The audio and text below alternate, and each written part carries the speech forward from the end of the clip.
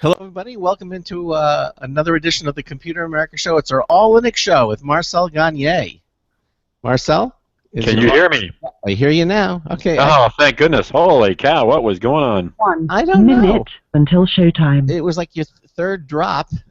You know even what caused the drop? Why? What happened? I have no idea. I'm the only one on the network. It's a high-speed network. It's like a 250, gigabit per second link. I mean, Did you move your computer or something? Or no? I did not. You guys just went away. I looked away from the screen and Hangouts was down. It's like bizarre. It could be sneaky like that. Anyway, we're going to be starting in about a minute. So. Are people attack is there some kind of a cyber terror attack against Google? I hope not. Because that would basically destroy the world. I mean, if Google goes down, we are screwed. Yeah. We got I don't think the next big attack is going to happen in Canada, though. 15 seconds. The internet is actually, as you know, in a little box kept inside Big Ben in London, England. Your show will go live in 5 seconds. 4. You've seen that, right? This is the internet from the IT crowd. 1.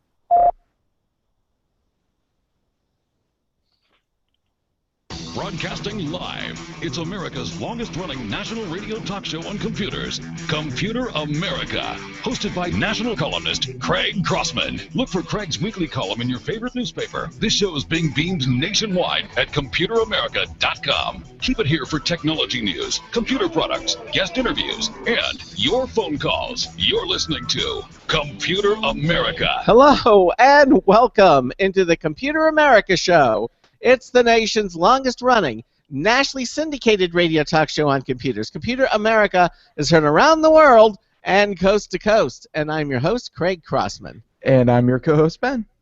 And it is the third Thursday of the month. That means it's time, once again, for our All Linux Show. Yes, it's all about Linux. And if you have any questions or if you're thinking about using Linux, it is an amazing operating system, and we certainly think that it warrants at least a full show every single month. It's probably more, but hey, this is how we have it set up. And we're going to have Marcel Gagné, our Linux expert correspondent, is going to be joining us here on the show for both hours. If you have a comment or a question for me, Ben, or Marcel, give us a call, 347-884-8881. Or you can go to any page at ComputerAmerica.com. On the upper right-hand corner, you click the Submit a Question link and submit your question that way. You can also watch our live video stream at ComputerAmerica.com. We're going to just get right into it because we have lots to talk about. So let me introduce Marcel. Marcel Gagné is the author of several books, including Moving to Linux, Kiss the Blue Screen of Death Goodbye, now in its second edition. Other books he's written include Moving to Ubuntu Linux, and his newest title is Moving to Free Software. He was also a Linux Journal monthly columnist. His column was titled Cooking with Linux. Marcel was also a regular columnist for Linux Magazine, and he was senior editor and columnist for Ubuntu Magazine and a number of other publications as well. Please welcome author and columnist and now Computer America correspondent Marcel Gagné to the show. Hey, Marcel, welcome into Computer America. How are you? Well, I'm doing fine. Thank you very much for having me on the show. I'm going to start off by saying, first of all, that the internet's been weird today. So if something happens, it's not my fault. It's the internet. It's the internet. Yeah. The other thing is, I have children. So, and I have a cold. So every once in a while, I may go into a massive coughing fit, and that I'm blaming on the children because they go to school and they associate with other kids, and it's like this pool of viruses, bacteria, and every parent and including my parents and every other parent I've talked to who has kids all say the same thing. I love my kids, but they are infected, and they will infect us, and they are just cesspools of germs that they bring home from school. That is the common theme I'm seeing, especially around flu time. But like, just kids are dirty, and a lot of not dirty, but germy. Kids are germy. There was a term that my wife would use when Ben and Aaron would come home, and she would just refer to them as the Germinators, Mm-hmm. because and It's a common theme among parents. yeah, evidently. Well, as I've said, yeah, by the way, I'm going to preface this by saying I love my kids. I love being a dad and all that stuff. But I'm gonna preface this, but you only have kids because it's a biological imperative. I mean, that's really the reason you have kids. It's not because you go, oh man, it would be so nice to have these little things running around the house that look a little, look a little bit like you and look a little bit like me, and so that's not why you do it. You do it because you have to keep the race going, and it's a biological imperative, and something forces you to do it. Otherwise, why would you bother? I mean, seriously. Like, who doesn't like sinking 18 to 21 years of your life into a little mini you that you created? And each one costs what, about $250,000, you know? That's an old number. It's gone up since. I'm sure of it. The short version is it's expensive. It's a lot of work. You're exposing yourself to disease, all sorts of things. Those trips that you could just take at a moment's notice and say, hey, let's go to Vegas for the weekend. It's like, no, you're not doing that anymore. That's just not. That is not happening. Your world, universe, basically. People change so drastically that a lot of times it's hard to imagine people before they had kids. When they had disposable income, when they could do anything they wanted. It's hard to imagine people before they had responsibility. Well, we'd like to think that we had responsibility anyway. It's just a question of what you did with that time and so forth. But there you go. So anyway, if I suddenly cough madly, I've drugged myself up before the beginning of the show, and I even modified my usual drinking regimen on the show today with the idea that maybe this will help a little tiny bit. I don't know. I have no idea. I'm just playing. You know how when you have like really awful, you have this cough syrup stuff, and you go, oh my God, this stuff is dreadful. Mm-hmm. Now, I'm not going to take anything dreadful here because, hey, listen, I'm going to take advantage of the fact that I have a show on which part of what I do is drink. Come on! But today I decided that, I was going to drink cognac instead of my usual wine. Now, and it's kind of like wine because cognac, as you know, is I'm sure you know, is basically triple distilled wine. It's basically brandy, but it's brandy redistilled again. Into something that's got a high alcohol content. It's much more intense in terms of flavor. But there's something floating in your glass. Yes. Well, first of all, this is Courvoisier VSOP, so it's actually a nice cognac. And what's floating inside here are these see these little rocks? Yeah. I wanted to show you this. This is one of those things I've wanted for a long time. I don't like watering down my scotch. I don't like watering down my cognac. So I've been looking at these things for a long time. These things are called ice rocks. Okay, and and of course they're Linux powered. Okay, no, they're not really, but they're rocks. They are. They are. They don't change the taste of it. You keep them in your freezer, so it chills your drink very nicely without actually watering it down. So that's what you're actually seeing there. And in case you're curious, it's a really nice cognac. So now tell me the difference between the cognac and brandy. A cognac and brandy are two. What is the difference? Well, technically speaking, cognac has to be from the cognac region of France in the same way that champagne has to be from Champagne. I mean, that's thing number one. They're made from wine. They're made from redistilled wine, so you double distill it, triple distill it, and so forth. So you wind up essentially you're intensifying the flavors of it. There's some deep dark secrets associated with cognac. One of them is the French really aren't into it much. So so I mean, if you go to France, here's to you, Paris. Yes. If you go to France, they're only so much into cognac. I'm not a huge fan of brandy. To get really good brandy, I find it really difficult to get really good brandy. But there is some really nice cognac out there. And again, it's just distilled and redistilled again, so you get these really intense, wicked sort of flavors. I mean, that's essentially what it is. when it gets to the point that it's like this particular cognac, it starts to enter into the realms of of Scotch whiskey in terms of flavors. So like I said, instead of trying to drink a lot of wine and keeping my cords wet, I figured I'd keep a nice big glass of water and then just slowly sip my cognac and hopefully kill some of the things that are sitting at the back of my throat. Yeah, alcohol. It's medicinal. It's medicinal. I'm going for the medicinal stuff here. And I'm sure it is. I told them during my 4th class this morning. It's medicinal. Yeah, but it's a thing. I started doing the actually I remember very well how it started when I was doing the Cooking with Linux column, and I introduced the whole concept of of sharing a wine with a column. I remember that very well. But I have to admit it was one of those things that I rather enjoy, because every month I tried a different wine, which I wrote about in the column, and I even spoke to wine experts on a couple of occasions, like, what would you recommend that I would have for this particular column. When we did the 100th Cooking with Linux column, I actually contacted Tony Aspler, who's a member of the Order of Canada, and he's recognized as one of the great wine experts of the world. And he actually even he's the one that came up with a wine for that particular for that particular issue. So it's been fun. It's been fun. I mean, you can marry technology and good drink. So there you go. And we do that right here on the All Linux show on Computer. That's right. That's right.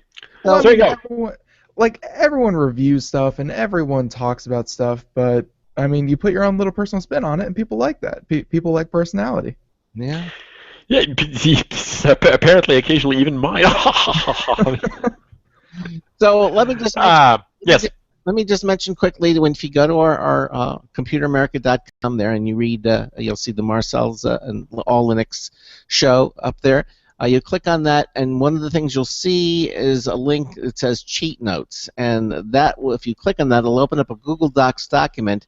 And Marcel got really fancy this month. He actually did a PDF. It looks really nice. It's all formatted. It's got it looks really nice, boldface type, different fonts, and you can follow along with what we're going to be talking about today. There's the introduction, today's wine, although he didn't know at the time, so he said he would be announcing it today. But all our topics and everything are there at computeramerica.com. So just another additional way that you can follow along with the show. So that said. So I was trying to figure out how we'd bounce into this because I want to talk about November.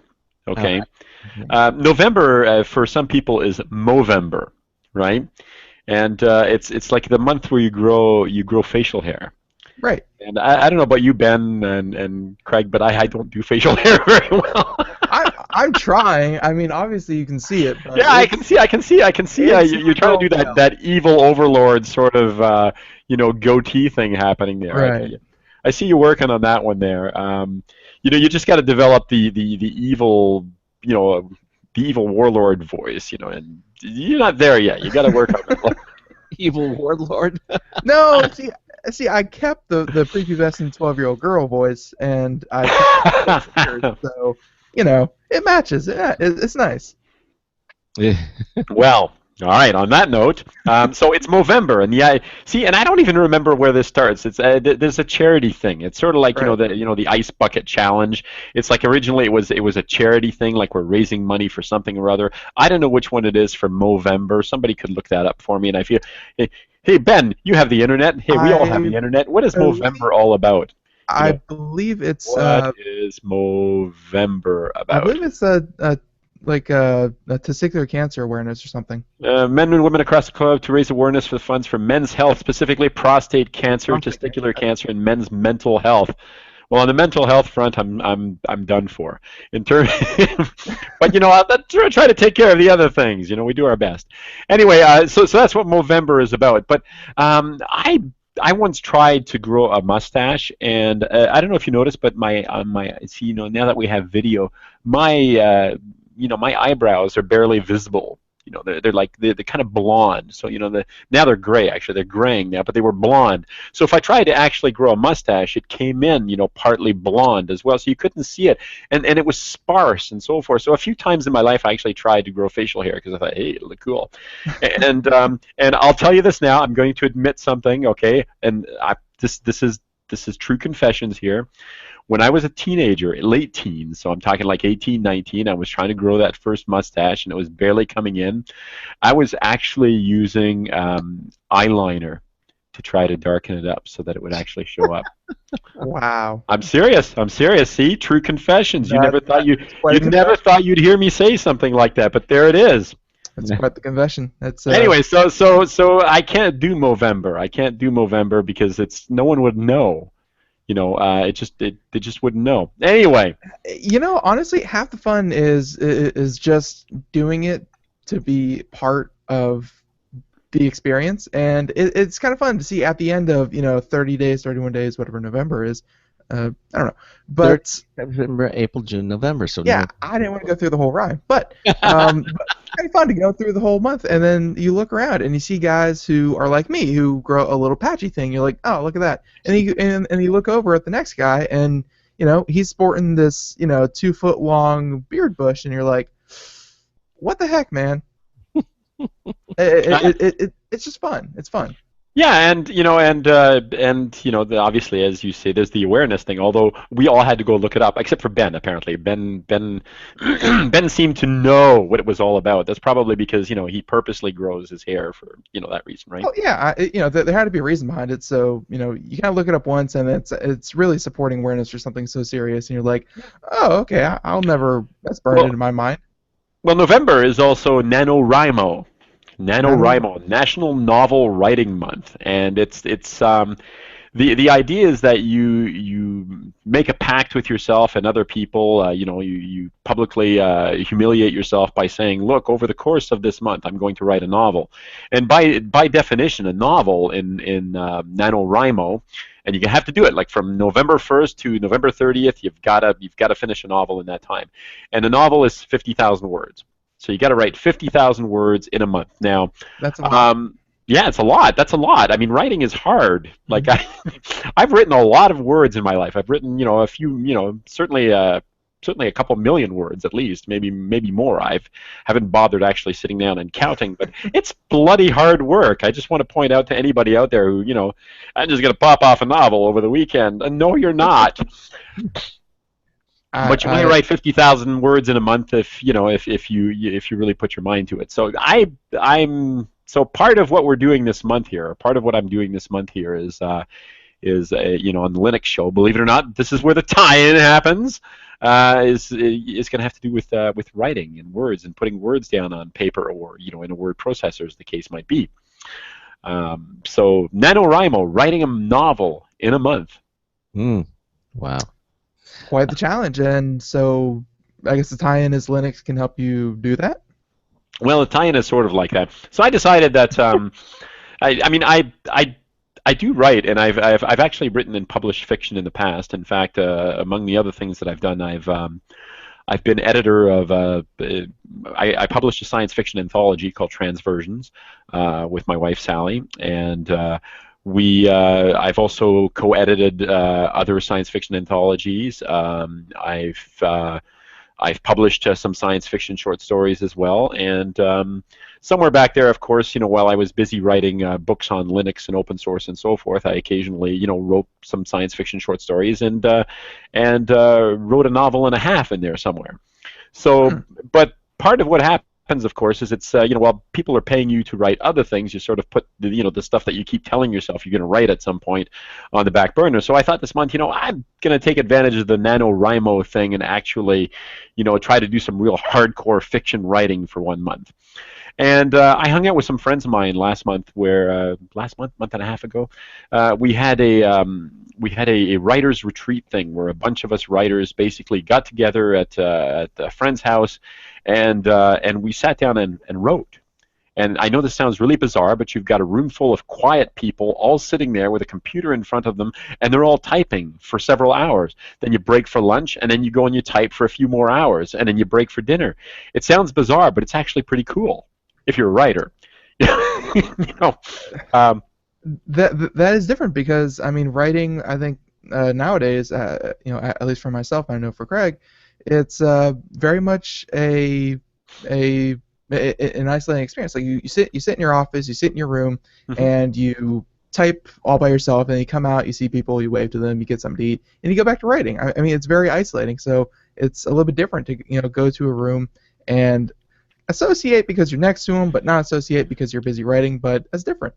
It is, and somehow, I mean, I sort of poo-pooed it at first, and but as it turns out, it was incredibly, incredibly productive. So on this month, I decided that, despite the fact that I've got a million things pulling me in a million different directions, I decided, I'm going to take advantage of the idea behind this month. Anyway, I'm not saying that I'll actually finish a novel this month. It'd be amazing if I could put down 50,000 words in a month, because I don't tend to write that quickly. But it's as much as I've written, I don't tend to write that quickly. But nevertheless, I'm sitting down and writing every night and so forth. And this comes to the first Linux part of the tie-in here, the Chromebook.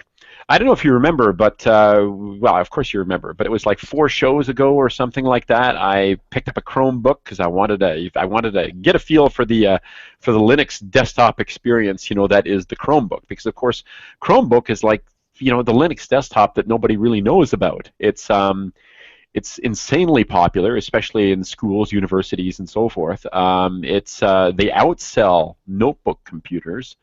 So notebook computers with Windows installed, Chromebooks outsell these things.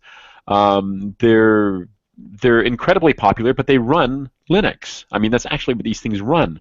They run a version of it that's obviously tied to Google's. I want to say environment, but their whole ecosystem, right? Right. So Gmail, Google Chrome, Google Docs, Google Calendar, Google Me this, Google Me that. So all the Google apps. Yeah, all the Google apps, and of course, while you're busy doing all this stuff, you tend to forget that there's actually Linux running in the background. So I thought, I'll sit down and do some writing. This is at the beginning of November. I'll sit down and do some writing, and I picked up my notebook, and I've got my 17-inch notebook here, which is my workhorse. This is the one that I work with on a day-to-day basis, and but it's big, it's heavy. If you actually want to run it without a power supply, it goes for like 90 minutes if you're lucky, and that's when you dim the screen down. Okay, so you can only run the stupid thing for so. I mean, it takes a lot to power a 17-inch screen. Right. With the hard drive that's sitting inside and all the other things that something like that does. And it didn't take very long for it to become uncomfortable. So, although 4 shows ago or whenever it was when I talked about the Chromebook and I talked about how nice it was, I had mentioned that I wasn't really using it because I kept going back to my other notebook. But when I suddenly decided that I wanted to sit down and write every night, suddenly my 17-inch notebook became really uncomfortable. So I went back to the Chromebook. I went back and I bought a Chromebook again. And you know what? Now that I'm looking at it from a different perspective, as a different set of tools, I have to say that the things that I really liked about the Chromebook beforehand, I really love now. Mm. And the first one of those things is it's cool. And I don't mean cool as in, hey man, like it's really cool. Like it's such a cool notebook, man. No, I mean it's not hot. It doesn't burn your thighs after 30 seconds sitting on your lap. Yes, I know you can put those little, lap benches and stuff like that, but then your hands are sitting up here like this, and it's very uncomfortable typing at that point. That just goes to show the adaptability of humans, because I used to have a big, thick laptop that I used to play video games on, and that thing would sound like a jet engine, feel like a jet engine, and would singe off your hair like a jet engine. And I used to sit on the couch and play video games and watch TV because, I'm a productive member of society, and I used to kind of scooch down, put my knees up, and put the back of the back corners on my knees, and then the front resting on my belly, and it would kind of let all the air flow down. I adapted to my laptop instead of adapting my laptop to me, and it's has no relevance to this, but I just want to tell you that. Well, this is when you say To this But we're getting older. well, to this day, he has I guess, no hair on his.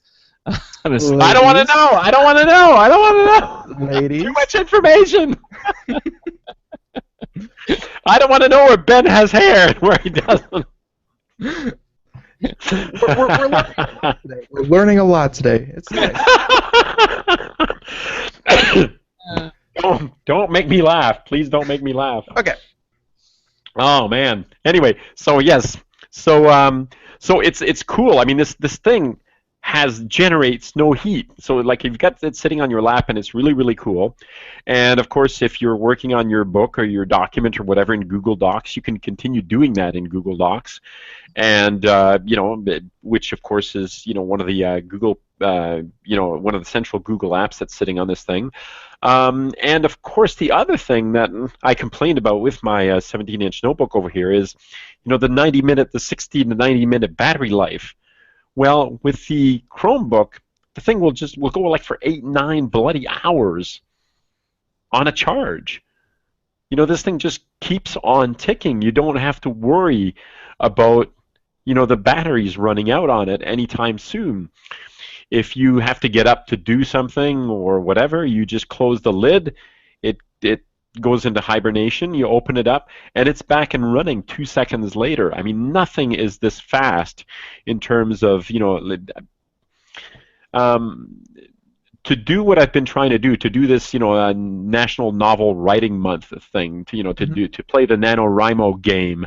I can't think of a better writing tool, frankly, than a Chromebook. If honestly, it's just kind of amazing. Ben, sorry, Craig, you look like you say something. No, I just commented on what you said. I mean, that's it's an interesting statement.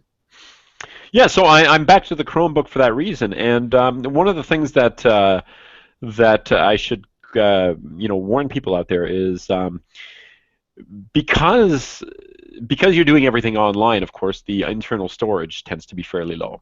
Okay. You've got, like, this one has 16 gigabytes of internal storage, SSD. That's a phone.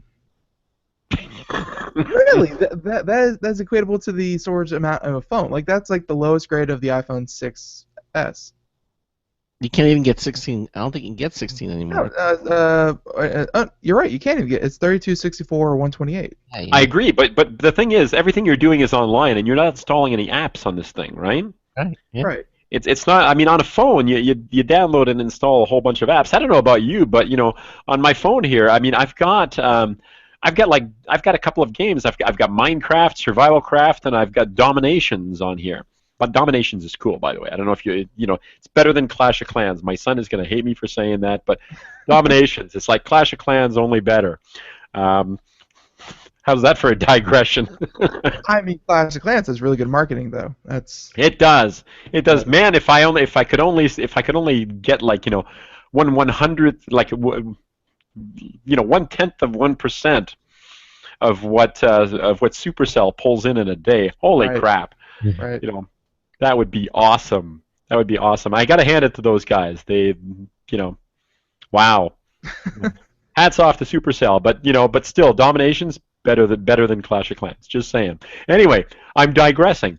So the Chromebook has 16 gig on it, which isn't a whole heck of a lot. But since you're doing everything online anyway, and all the work that you do is in the cloud, like if you're editing Google Docs or something like that, all that's happening, in the cloud on your Google Drive. Your photos is all, Google Photos. If you're living the Google ecosystem, then 16 gig is actually still a fair bit, and in fact, it's enough that I actually install the full Linux distribution on my Chromebook.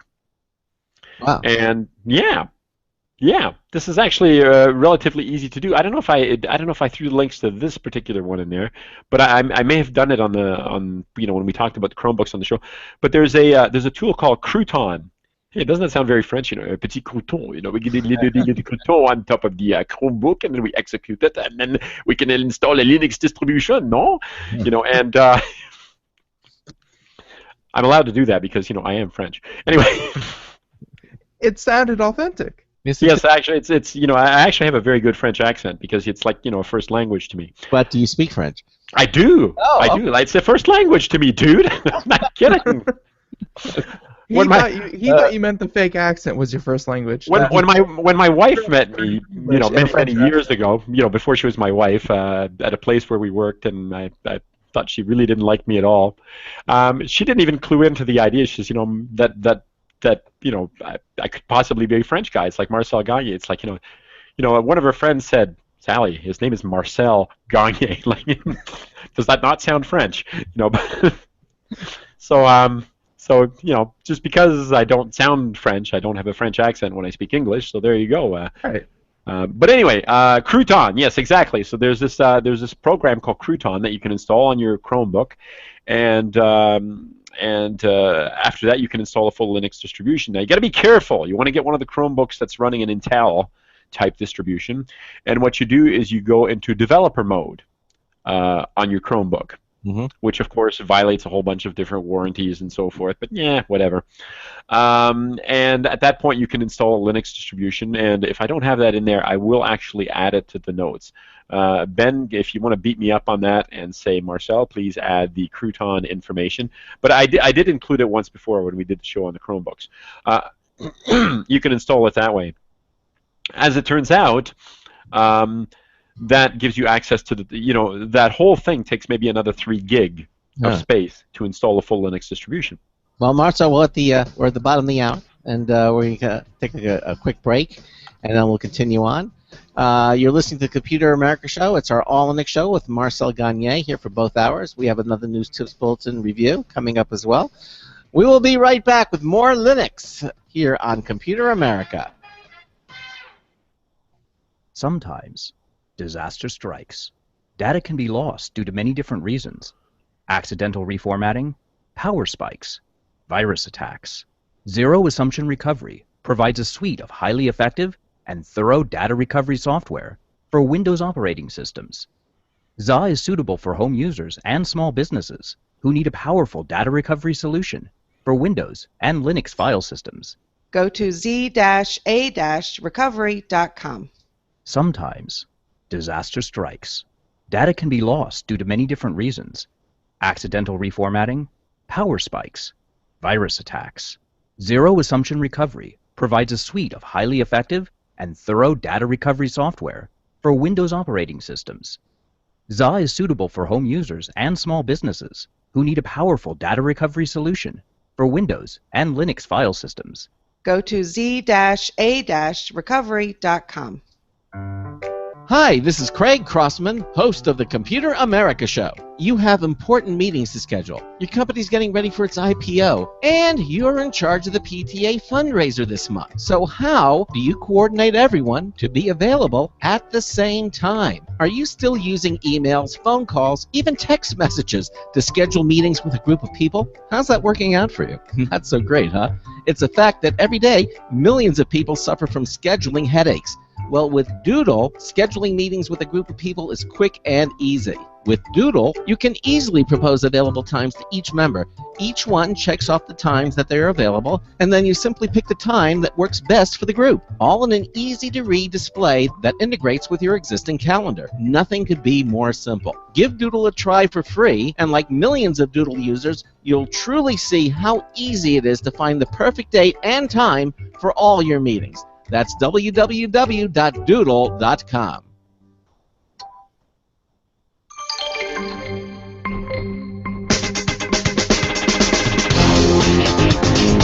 My Christmas wish list? Yeah, it's with Rocky Patel. Marty Winston with a News Tips Bulletin Review for Computer America. This time, the D-Link ultra-wide HD camera. The most remarkable thing about the new D-Link DCS 2630L cloud camera is that its optics can shoot everything in front of it, a 180-degree field of view, without the video looking fisheye. It doesn't offer tilt and pan control, but that wide view means you'll probably never need it, and its mount offers a lot of flexibility in where you point it. There's a big parade of specs: dual band 802.11 AC Wi-Fi, IR-assisted night vision, full 1080p HD video in both H.264 and MJPEG, two-way audio, two passive infrared motion sensors, and a micro SD slot for local recording when triggered. Bottom line, if you need a detailed video eye on everything, and you trust the cloud, the new D-Link Ultra-Wide HD and Wi-Fi cloud camera is a proficient performer. Marty Winston, News Tips Bulletin for Computer America. Welcome back to the Computer America Show. It is 33 minutes past the hour. There we go. And yeah, we're here on our All Linux show with Marcel Gagné, and we are talking about Chromebooks right now. Ever a fan favorite, of course. And this program called Crouton, which and Crouton lets you run the Chrome OS on a Linux distribution, right? Like it's not like Blue Apps where that lets you run Android applications on a Windows desktop. Like this is actually installing a full-blown Chrome OS. No. You've got it backwards, actually. Backwards. Yeah, it's the other way around. What you're doing is you're installing a Linux distribution on a Chromebook. Oh, okay. And the fan favorite, you got my name spelled wrong. The fan favorite is. I probably do. Sorry, I just noticed that, Ben. Ben, what are you doing to me, dude? Anyway, What's wrong? No, yeah. Yeah. Oh, man, I'm hurt. Anyways. You're making me digress again. Anyway, what Crouton does is it lets you install a Linux distribution on your Chromebook. And like I said, you've only got 16 gig in there, some of which obviously is already taken up by the Chrome OS.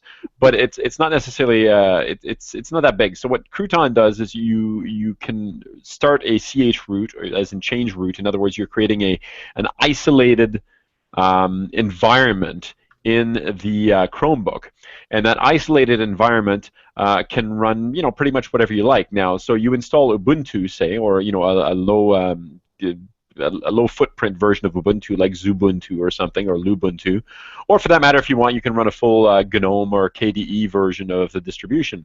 This is all fine. This all works, and it's all part of what you can do when you're installing Crouton, or when you use Crouton. So Crouton itself is a little tiny program that makes all that possible.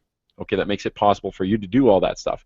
And then your Chromebook, all of a sudden, you can't say, well, I don't have access to these particular tools or that particular tool. So long as you've got the space, obviously, to install it, you can run a full distribution. And it's really cool. It's actually really, really cool. And it shares some of the folders with the Chromebook folders, more specifically things like the downloads folder, for instance, so that you can move data back and forth between the two environments. And again, you can switch back and forth between the two environments without any trouble. Now, where are we on the show notes, the cheat notes here? Have we? Well, Not at it. I was going to point out next that we jumped to the news. See, I'm all over the place today, and I apologize for that. Okay. But in the and I'll sort of stick with the Chromebook thing just for a second by pointing out as well that that Google announced a few days ago that Chrome OS is going to be merged with Android and vice versa. Yeah. This is kind of this. Is that a rumor? It's not a rumor. It's official. This is for real. Really? Sometime over the next couple of years, the differences between the two, the barriers between the two, whatever you want to call it, is going to disappear. Whoops! You muted yourself. Yeah, I did, because I had to cough, so I didn't want to cough into the microphone. I was trying to be a good guy. I thought it was dramatic effect, because it was right when you said disappear. No, disappear. Mute. Poof. It would have been more dramatic effect if I'd used one of those, the transporter effect or something like that. It's like, holy cow, did you do that, man? And I appeared in your studio or something like that. That would be so cool. That would be spooky. That would be so cool. By the way, that's not the cognac talking, because I would have to drink a lot more than that. But so hey, I just want to point out, I just got my 8-year-old watching Doctor Who. Wow, starting them young. Oh, this is so awesome! So now I can sit with my 8-year-old. I have an excuse to sit down and watch Doctor Who in the evening. It's like, well, I want to keep my son company. I want to be a good dad, keep my son company. Watch Doctor Who. All right. Anyway, so yeah, so Android and Chrome OS are going to merge.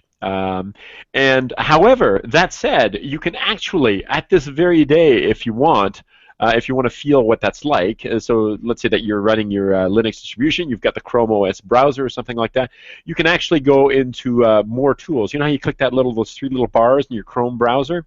Mm-hmm. Right. Anyway, you know how to do that, right? You know, you go into the settings on the Chrome browser by clicking those three.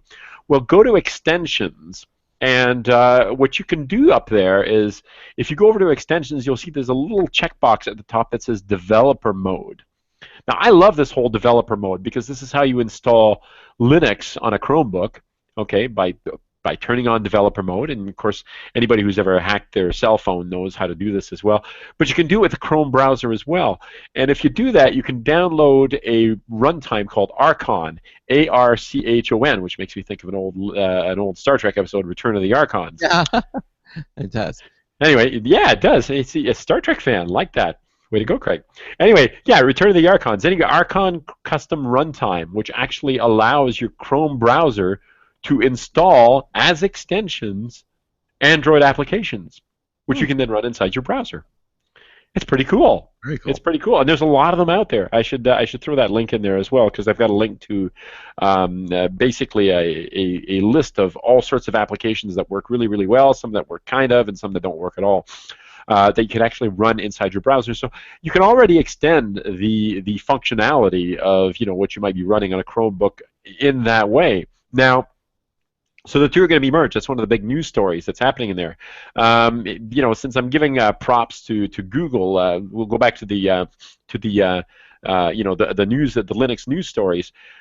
Google's artificial intelligence engine, their deep learning artificial intelligence engine, has just been released open source. Okay, Right. Yeah. Which means that the open source, development community now has access to this, to this ridiculously powerful AI set of tools. TensorFlow. Yeah, it's this is big. This is like a really, really big deal. The fact that this is now open source software. And that the weight of the open source development community can be turned to take advantage of this stuff as well. So this is just really cool stuff. Yeah, it's like all those millions upon millions upon millions of dollars, all those man hours, all that research is now available to anyone to build on and to build from. You know how I say this. I'm sure I'm not the only guy that you've got on the show who says this, but I keep saying, God, I hope Google really isn't evil. Right. Because I really hope they're not evil. I know that their motto is "Don't do evil," but I really hope they're not evil because these guys are everywhere. I mean, I can't imagine a world without Google tomorrow. It's just terrifying for me to imagine that world. Well, you always use Yahoo or Bing or No, and all your photos, documents, emails. Ah, that's funny. Yeah. Sorry. I'm never going to get a job with Microsoft or Yahoo now, am I? It's just not going to happen. Speaking of which, Microsoft is hiring Linux people. Remember in the last show we talked about the idea that Microsoft admitted that they had rolled their own Linux distribution for very specific types of hardware, of course, for the Azure cloud and so forth. Well, they're extending their cooperation, with the Linux and open source world and so forth, or at least, those are the signals that are coming out of Redmond, and they're hiring Linux people. So if you're a Linux guru out there who doesn't think that Microsoft is the evil empire or thinks that you can change it from within, they're looking to hire Linux people. So there you go. Why? Because Linux runs the world. I mean, it's the joke, of course, was the old joke was the year of the Linux desktop, 1997, year of the Linux desktop, 1998, year of the Linux desktop, 2002, 2003, and eventually someday. Well, you know what? The year of the Linux desktop has come and gone so many times now that it is kind of a joke in the community. Except that while everybody was making fun of the year of the Linux desktop, Linux snuck its way into absolutely everything. Linux is in your thermostat. Linux is in your smart television at home. Linux runs the internet, all the domain name servers, all the mail servers on the internet, the entire Google infrastructure, all of Amazon.com, the U.S. Postal Service. Like the internet is built on Linux. Linux is the most popular, most installed, most pervasive operating system in the world. It makes Microsoft look like a tiny, practically non-existent player in comparison. Now, in terms of dollars and cents, you've got a huge company, Microsoft, and you've got a huge company, Apple, and so forth, to which something like Red Hat pales in comparison. But the fact of the matter is, Linux is already everywhere. It is the most popular operating system in the world. So we can joke about it all we want in terms of Linux on the desktop, but we used to make jokes about Linux world domination. Well, you know what? We've already won. It's amazing that's the case, and yet so few people realize that, Marcel. It's just like it's there, but it doesn't have the, how do I say, the presence, the public in the public eye presence that. I feel like they do know and they don't know at the same time, because whenever people know of Linux in any capacity, sometimes it is that they know that servers are run on it, and a lot of lower level processes are made using Linux. And I think that also feeds into the other stigma of Linux, is that Linux is hard to use, and it's because. But it's not. But it's not. I mean, if you're going to use it as a desk, yeah. Yeah, and so it's just it's, they don't know about it, but at the same time, if they do know about it, they only know about it because it runs on so many low-level things. Maybe that's what it is. Maybe because it's running on so many low-level things rather than And Marcel's right. It's not complicated. It's just it can be if you do that kind of very specific very stuff, but it doesn't have to be that. It can be easy as cake to use. Yeah, but I mean, even in the Microsoft world, I mean, if you're the sort of person that knows how to make Microsoft Excel sing and dance, that looks like magic to somebody like me who only uses the most basic aspects of a spreadsheet. Right. To do basic math, update a set of numbers at the end of a table or something like that. It's all in how you use it. Your Android phone. I mean, how many people out there have got an Android phone or an Android tablet? Well, all those things run Linux. How many people have got a Mac OS desktop? That Mac OS desktop is running free software. Mm-hmm. It's all over the place. It's everywhere. But part of the magic and part of the power, I suppose, of Linux as an operating system is that it's everywhere. And it can disguise itself very effectively. I mean, again, absolutely. If you ever open a terminal window on your Mac, guess what you're running? You're running Linux. That's. Like I said, the thermostat on my wall over there is running embedded Linux. My Sony Bravia television in the other room over there is running Linux. I mean, but you don't think about that. You just think, I'm turning on my television. Well, of course you're turning on your television, but what makes all that magic happen in the background? My Roku, my little, you've got a Roku, right? Everybody's got a Roku, right? I think Craig does. Yeah, it runs Linux. Yeah, although I'm going to probably get an Apple TV, the new one's kind of cool. But the thing is, all that stuff again. Now, have you ever hacked your television to get into the Linux OS?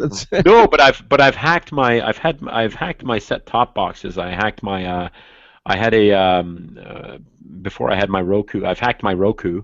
Yeah. I've hacked my what the heck was that? Boxy box. I had a Boxy box before the Roku, which was bought up by somebody else to make the Samsung Smart TVs or something like that. I don't remember the exact chain of events that happened there, but I've hacked that thing as well. I haven't hacked my thermostat, obviously, or things like that. But of course that creates another set of fears, which leads to yet another news item that's out there. Yes. The first Linux ransomware appeared. Oh, no. Yes. Although, you could argue that it wasn't. You could argue that it really wasn't, a Linux ransomware, because it was a CMS, a content management system that that appeared, and what the heck is that content management system? Anyway, the thing was called Linux Encoder 1, and what it did was it would encode, as in it would encrypt your file system. And then you'd get a message saying, if you ever want to be able to access these files again, in other words, if you haven't done a backup and you don't want to restore the entire system, blah, blah, blah, and so forth, it will cost you a Bitcoin. I don't know what a Bitcoin costs. What's the exchange rate on a Bitcoin at the Are moment? those things still going for like I think they dropped down to like 200, but then they shot back up to like 600. So Yeah. I'm not sure what it is right now though. Let me see, exchange rate on Bitcoin. If we look at it right now, in $334. Canadian dollars. Okay, let's find it in U.S. dollars. I've got 334. Yeah, okay, 334. I've 447 Canadian dollars. So essentially, what these people were saying was, give us 1 Bitcoin, pay us in a Bitcoin, and and we'll give you the key to unencrypt your file system. Well, as it turns out, companies, I think it was Bitdefender and maybe others and so forth, found out that they kind of screwed up on the encryption, the private key that they use for encryption, so that it was fairly easy to decrypt. And they basically, within hours, sent a patch and a fix so that everybody's system was decrypted and kind of put to rest the whole thing. But it brings to mind the idea that, of course, as you've got a more and more pervasive operating system out there, and of course Linux is the most pervasive operating system on the internet, it's people are looking for ways to get into it. Now, in this case, it was actually a what the heck is that CMS that was attacked? It's one I don't use, but I'm having trouble finding CMS at the moment. Anyway, this particular CMS is the gateway that they used into it, and rumor was it that they actually were working on one to get in using WordPress. So if you had a site that was running WordPress, they were going to use a weakness in WordPress to do exactly the same thing, to encrypt the file system and then demand money. Give us money and then you can have access to your system again. Interesting. So, a lot of websites are on WordPress. Exactly. Yes, and this this was a big deal because it's the first time this had ever happened in the history of Linux. Up to this point, that a Linux server was attacked in this way. But it seems kind of targeted though, like very targeted because it was a very specific CMS that was being attacked. Right. Yeah, and not only that, but the payment form, Bitcoin. I mean, let's face it, we've talked about it a lot here on the show before, and it's it's definitely interesting, but not everyone is doing it. I mean, everyone has a debit card. Why didn't they make it like a traditional ransomware where enter your debit card and blah blah blah. Well, harder to trace for one thing. I mean, if you use a debit card or a credit card, you have to go through a legitimate bank at that point. But you'd figure more people would have a debit card than they would have Bitcoin, and increase. But you know what? It's no longer Bitcoins reached legitimacy. I think it was a month or 2 months ago or whatever when they were finally accepted as a number of banks accepted that Bitcoins are now a legitimate means of exchange. And again, I didn't think of having this in the notes because I didn't know what we were going to say. We were going to talk about this, but they basically said, look, we recognize that Bitcoins are now in use all over the world and so forth, so our bank will now start accepting Bitcoins as a means of exchange. And then one bank did it, and another bank did it, and then other banks did it. So now all of a sudden you've got a bunch of financial institutions throughout the world, not just one, like a whole pile of banks around the world that recognize that yes, Bitcoins are in use. They're not going away. They're not going anywhere. It's not just a joke. It is a legitimate form of currency that people are using to buy goods, to exchange, and it is now recognized as such. So Bitcoins might seem a little bit out there, but you can still go to your bank and exchange Bitcoins. Right. Okay. So there might be a little bit of a free-for-all aspect, a Wild West, methodology, in setting up a way to send and receive Bitcoins, but it doesn't mean you can't go to a legitimate financial institution and trade it for actual honest-to-God money. That's true. That's true. Okay. So, Quick, Greg, pull us back on track. We've derailed. yeah. We do that a lot on the. It's my fault. I blame myself. Does this ever happen with any other guests, or is it just me? Not just you. We have a friend of Thanks, the show. Craig. We have a friend of the show named David Perry who tends to do the same thing. You're not alone. I'm not alone. Okay, good, Not good, alone. good. Okay. Anyway, so we were talking about stuff. Let me see. I'm looking at my own notes here, because hey, I want to say this because I gotta give a nod to this person because he's awesome. Mm-hmm. Okay, but we just had an election up here in Canada. You did. Okay, yeah, we just threw out the old guys. I'll be honest. I barely remember what that guy was called. The old prime minister now. It's some guy named. It'll come to me. Steve somebody. Anyway, no, Stephen Harper. Stephen Harper was our old prime minister, and Justin Trudeau is now the prime minister of Canada, which I think most of the world knows because for the first 2 or 3 days after he was elected, it was all about the way the guy looked. I don't know how many posts I saw. It was like, oh my God, is that the Canadian Prime Minister? Holy cow! It's like, well, he might actually be able to do something prime ministerial as well, but it was all about how he looked. Anyway, and he's a good-looking guy. He is. But anyway, I digress. One of the MPs that was elected, members of Parliament, which would be your version of what do you guys call them? During a federal election, what are the dudes that get elected in the regional dudes? Governors. Are they governors? During Maybe. a federal election, you vote for the president, but you vote for whatever or what else? Senators and things like that. Yeah. Senators, is that what it is? Okay, so the equivalent of a senator, then maybe. I really should pay more attention to yours. I mean, everything I know about the U.S. federal system, I learned from watching The West Wing. So you know everything. That's good. That's good. That's all I know. I know everything from watching The West Wing, and I know that you guys really needed to elect C.J. Craig, and you didn't. So that's what I know about your system. No, I know a little bit more than that, but and that Martin Sheen is the once and future president of the United States. But anyway, in Canada up here, there's a guy named David Graham. I'm going to mention, shout out to David Graham. David Graham is now the MP for Laurentides-Labelle in Quebec, and David Graham is an old buddy of mine. He also happened to have been he's a huge fan of Linux and open source, and he was a journalist writing for a variety of He even interviewed me in the past.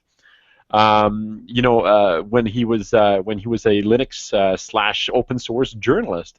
So David Graham is now a member of Parliament. We've got a guy who's like a Linux and open source aficionado, a guy who knows this stuff, really, really knows and believes in this stuff, is now an MP in the Canadian government. So David Graham, hats off to you, buddy. Congratulations. I'm very proud. So they got someone who was well versed in technology in a position of policy and power for technology. Yeah. Yeah. Well, Weird. it's not his particular portfolio, but there's a guy up there who actually understands technology, who's now a member of Parliament. I mean, I'm actually really proud of the Parliament that we elected. We've got some really smart, varied people up there. So it's really cool. What's going to be the effect of that, if anything? Because I don't know that there's going to be a huge effect, but because he's a longtime Linux guy who wrote for Linux publications, and like I said, who interviewed me a number of years ago. I just want to give him a nod on the show there because he's awesome. It's kind of like here in America where you have like your board of medicine and things and medical policy, and not a single person there is a doctor or has served in any capacity in the medical field. It's like, so these guys are going to submit, write, edit medical policy, and they don't know anything about it. It's just nice to have someone there with the expertise. Well, we had a guy, our last Minister of Science and Technology, knew absolutely dick about science and technology. Am I allowed to say that? Yeah. And now we've actually got people that we've actually got person in with the science portfolio who's an actual scientist, for goodness sakes, has a Nobel freaking prize. It's like, wow. It's like, this is cool, man. So I'm rather pleased with the way things turned out. But we're not so. I didn't know that we were allowed to talk politics, and I wasn't. I didn't know if we're allowed to talk about politics on the show. I just know that because David was a Linux and open source guy, and he's an MP now. I just nod. It was a nice nod, absolutely. Yeah, very proud. Now, when we come back, and it's Canadian politics, so it's like politics light. So. Oh man, dude! Stab me with a big knife, why don't you? Ben is getting yeah. But control that guy. Yeah, I know. He's going to Vegas on his own, first time. He's going to see. Yeah, exactly. Where's he staying? We don't know yet. Yeah. The original. On the street so far. Well, where? On the street. On the street. Yeah, he'll be a man. He'll be real Vegas experience. our man on the street. Literally. Exactly. That's what it's going to be. Yeah, Ben is going out to Las Vegas to cover CES. He'll be out there, I think, the 6th. Oh, I love CES. I haven't been to CES in years, man. Go there because you'll meet Ben. And that's a good motivation to go.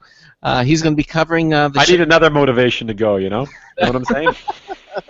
Exactly. He already did that to us. So. But he's going to be out there. He's going to be at Showstoppers. He's going to be with our other correspondents, Sandy Berger, David Perry, Charles Tendell. They're all going to be out at the Consumer Electronics Show, and Ben's going to be out at Showstoppers in addition to that, which is the big media event that they have out there. So if you're thinking about going out to all of our listeners, anybody going out to the Consumer Electronics Show, make sure that you stop by and say hello and introduce yourself to Ben. Who will be at the? He has his new Computer America polo T-shirt. It's going to look very, very fashionable. I'm branded. Yeah, he's branded with our branded by the show. Yeah, exactly. Pretty much. Exactly. Anyhow, we're at the top of the hour, so we're going to come back again but we're going to change our focus to distributions. Oh yeah, good idea. Good idea. The distribution focus. And again, if you don't have the show notes, head over to computeramerica.com. Just click on the cheat notes link, and you'll see them there. Of course, if you're watching the live video stream, you'll see them also up. Ben is displaying them in the background, so you can see them there as well. But of course, all the links and all the important things that you need, you can't do that unless you actually have the cheat notes that Marcel provides to us. All right, we're going to take a quick break, just moments, and then we're going to be back with Hour 2 of the Computer America Show, another news tips bulletin review as well. We'll be right back with Computer America. Broadcasting live, it's the only national radio talk show on computers to air every weeknight. Computer America, hosted by national columnist Craig Crossman. The first hour's behind us, but there's still more of tech news, tech talk, and your phone calls. We're being beamed nationwide at ComputerAmerica.com. You got computer problems?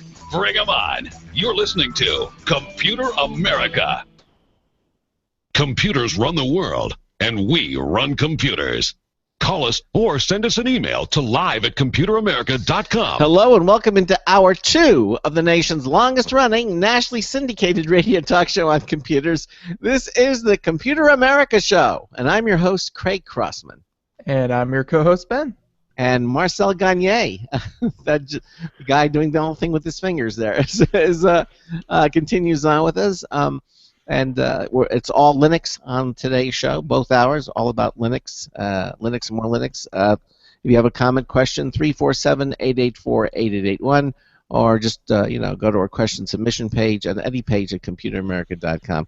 In the first hour, if you missed it, we were talking about all the different news issues having to do with Linux and sundry other things. But but what we're going to do now is kind of move over in this hour to different distributions, which I really like because Marcel comes up with these strange and awful distributions. I mean, some of them are really bizarre, but the fact that they're even out there just tells you the versatility and the power of Linux. It just goes to prove that really is there's a Linux distribution for everybody out there. Not that these are going to be strange and bizarre on today's show. Although we have had strange and bizarre ones. Yes, we have. Very strange and very bizarre. But we're going to start off, and I think we're going to begin with chaos. Yeah, well, let's begin with chaos just for fun. Chaos! Ah! Chaos is KAOS. I actually did mention chaos on the show, as one of the distributions that people might want to take a look at a while back there. But I sort of touched on it as opposed to delving deep into it. Mm-hmm. And as you know, I have a problem with commitment. You do? Okay, I wasn't aware, but all right. I do, and I'm not talking about my personal life here. I'm talking about operating systems. One of the things about Linux, of course, is that aside from the fact that it's free software, free as in freedom, you're allowed to modify it and change it and so forth. It's also free as in you can just download a free distribution. So you download a DVD, you boot it up, you try it out, you see what you think. If you like it, you could install it. If you don't, you can download another distribution. It doesn't cost you anything other than the time to do it. And this is one of the things that's really, really, really cool about it. For instance, I'll jump to the end of my list here and bot back up.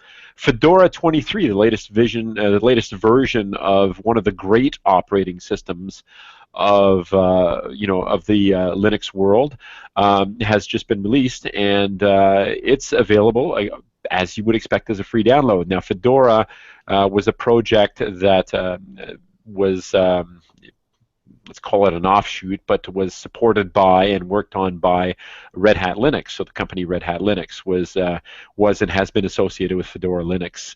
And the latest version of Fedora is actually out. And Fedora is going to be one of those distributions that is polished, that is like really nice, really well done. If I am right, and I probably am on this one, to this day, it's still the one that Fedora is still what Linus Torvalds, the creator of Linux, is running. Mm-hmm. So if you want to run what Linus runs, you download and install Fedora.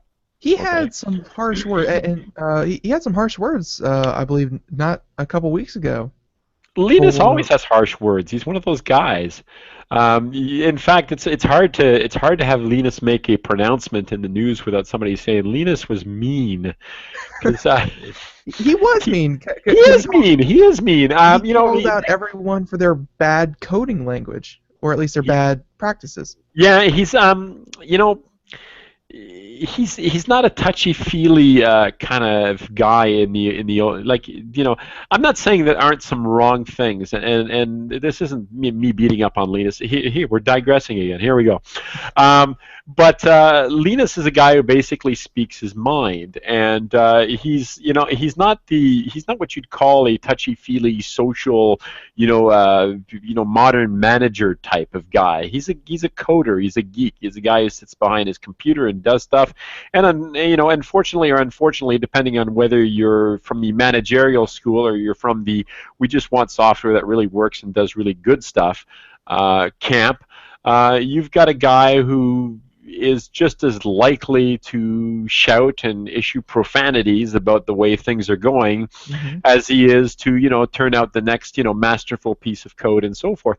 The guy has to have some redeeming social skills because he managed to assemble the greatest collaborative project in human history, and human technological history, namely the Linux kernel. So he's got to have something going for him, but that doesn't change the fact that in these environments where people are working and submitting code and so forth, if he's not happy with it, he's just as likely to swear and cuss about it as anything else. And so consequently, almost any time that Linus says something, it's controversial. In fact, it's controversial. Sorry, go ahead. No, go ahead. Go on, continue. Yeah, I was going to say it's controversial even when he's interviewed and he says something that should be totally non-confrontational. Like for instance, when there was just recently he had this big run-in with people saying, should we concentrate security development in the Linux kernel? And he said no, because it's impossible. You can't do that because attack vectors increasingly are going to be applications and so forth. And this last thing with the CMS which I'd never bothered to look up which one it was. The whole ransomware thing was the entry point was a content management system that had, that had some problems. And so the idea is to force, his thing was that you can't protect everyone, and there's no way to protect everything at a central core. And if the only thing that you do is you concentrate on making sure that nobody can get in or out, the brains are never going to be able to do anything because they're constricted by all these rules that you put in place.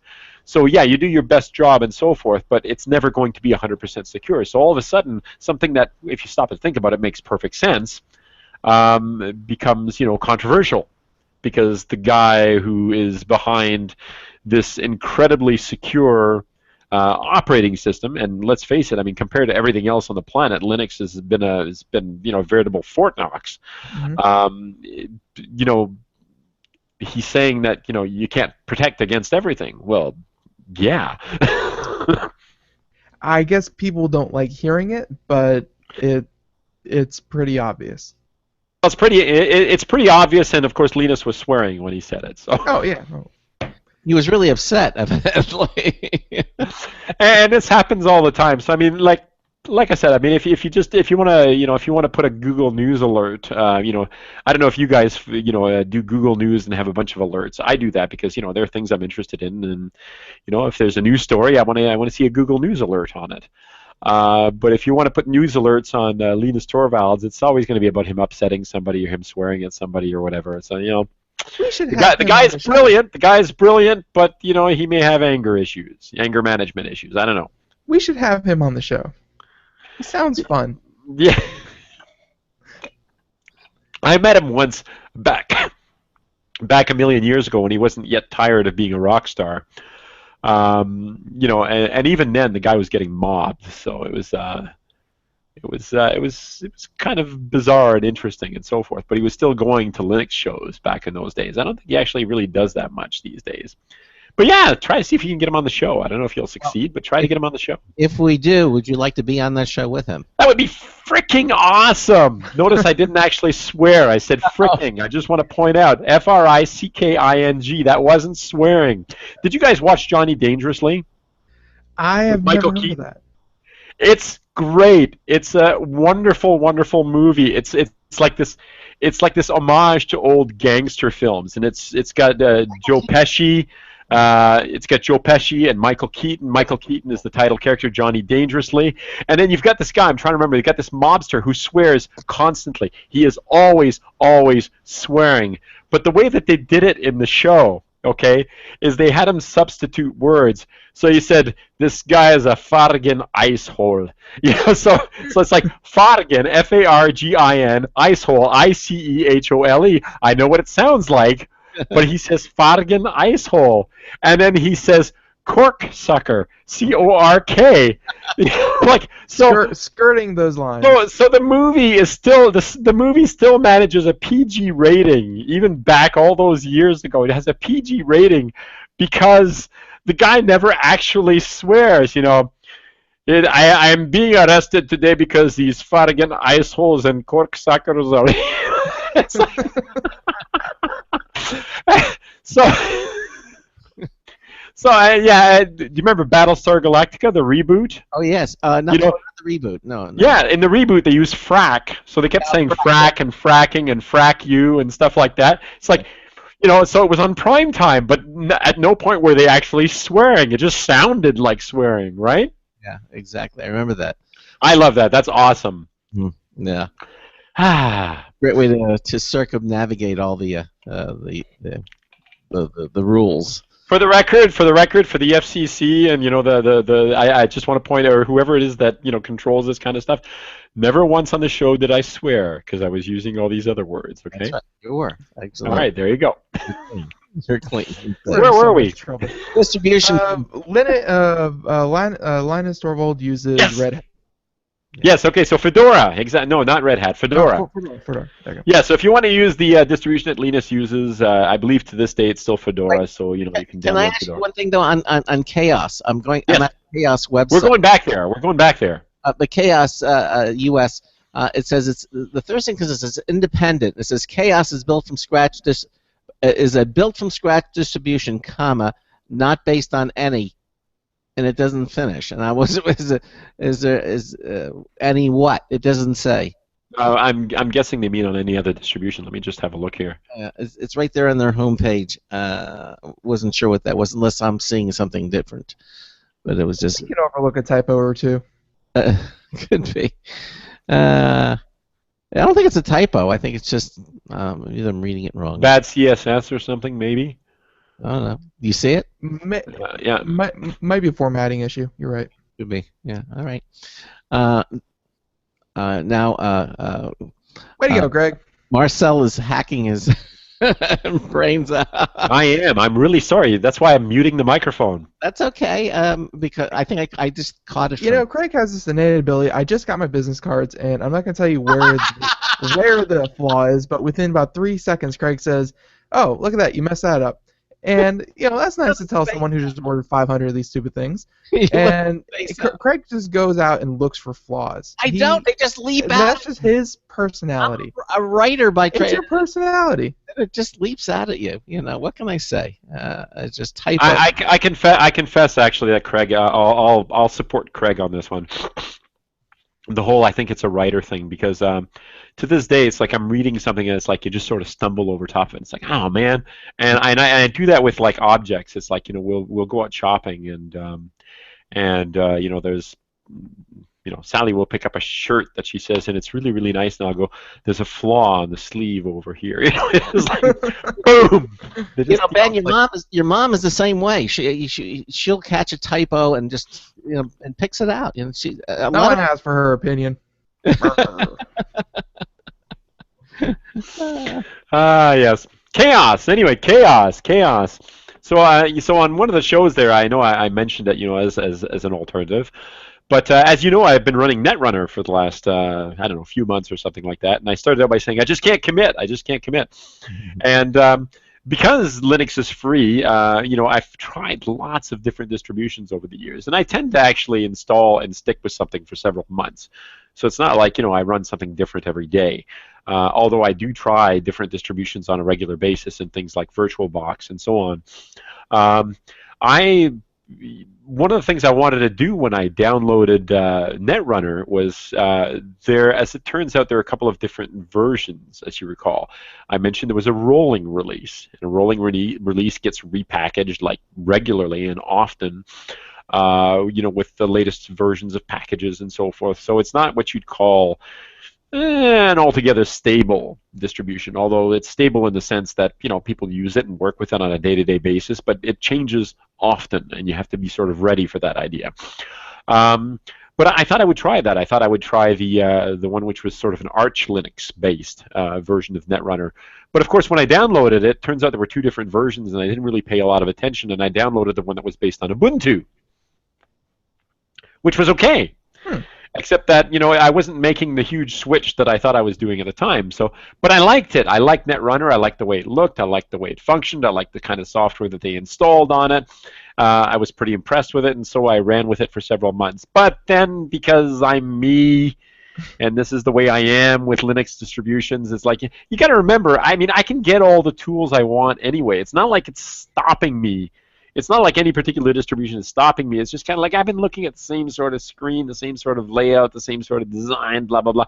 And yes, I could change all those things, but I want to try things that are different at the core, if you know what I mean. You know, Marcel is doing these weird claw things with his hands on the show there. You know, something that's really different. So Chaos uses as its software repositories something that's basically like Manjaro. Manjaro is another Linux distribution. Arch Linux uses Manjaro type repositories. So it is really, really different. The two biggies out there, are RPM based distributions, and that's just the way packages are built and released, okay? I have a question. Yeah, go ahead. I'm curious. You're saying Chaos is a rolling release distribution based on Manjaro, but when you go to the Chaos website, we built it from the ground up. Okay, Manjaro type repositories. So so when I'm explaining RPM, I'll get to that in a second. Okay. RPM is the classic package manager. In fact, it was considered the de facto one. It's the one that Red Hat uses.